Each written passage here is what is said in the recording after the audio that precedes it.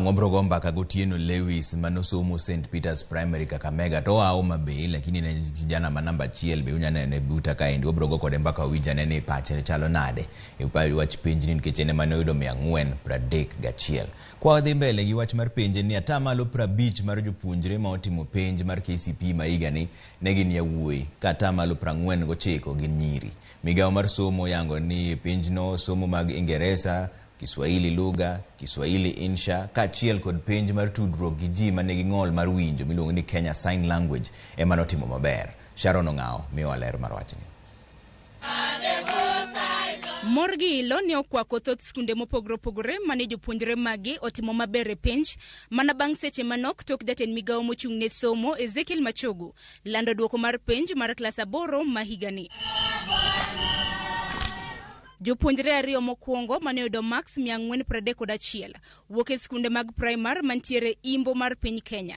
Mano skund primar ma Yawuoi mong'ere kaka St. Peter's Mumias, kaachiel kod skund primar mar Christ the King mantiere Bungoma.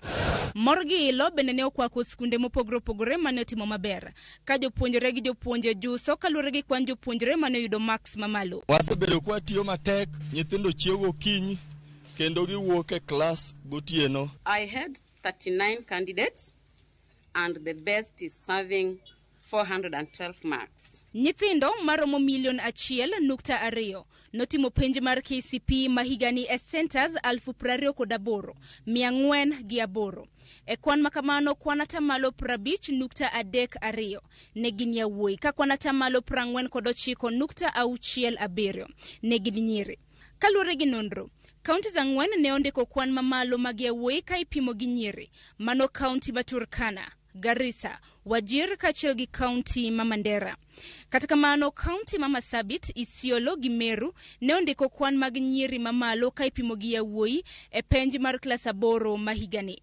Congratulations to the class of 2022 for your spirited academic campaign that defied the triple challenge of a chain reaction, COVID-19, and shortened school calendars.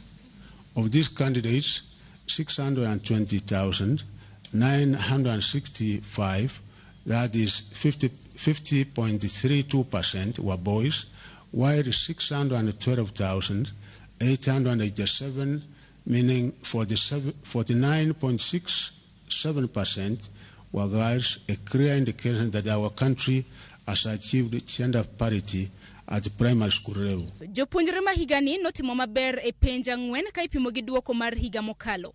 Mano penj mar Ingereza, Kiswahili lugha, Kiswahili insha, kaachiel kod somo mar tudruok gi ji manigi ng'ol mag winjo kod wuoyo, mano ma idendo ni sign language. Kata kamano mamoko 6 moriwo ndiko mar dhongere ma otisi ni composition, ndiko mar dhongere mag jopuonjre manigi ng'ol mag winjo kod wuoyo, kwano, science, somo mar weche oganda kod historia ma iluongo ni social studies, kaachiel kod somo mar weche din kata siari. To kata kamano duoko magi ne olwar higani ka ipimo gi higa mokalo. Overall, we have been impressed that 4 papers recorded an improvement in performance in the year 2022 when compared to 2021.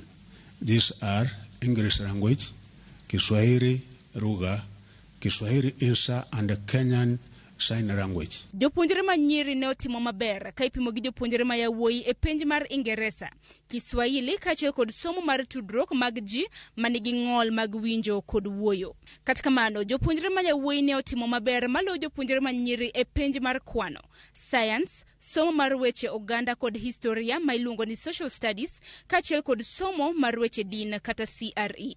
Sharon Ong'ao, Ramogi TV. Kwan jopuonjre manotimo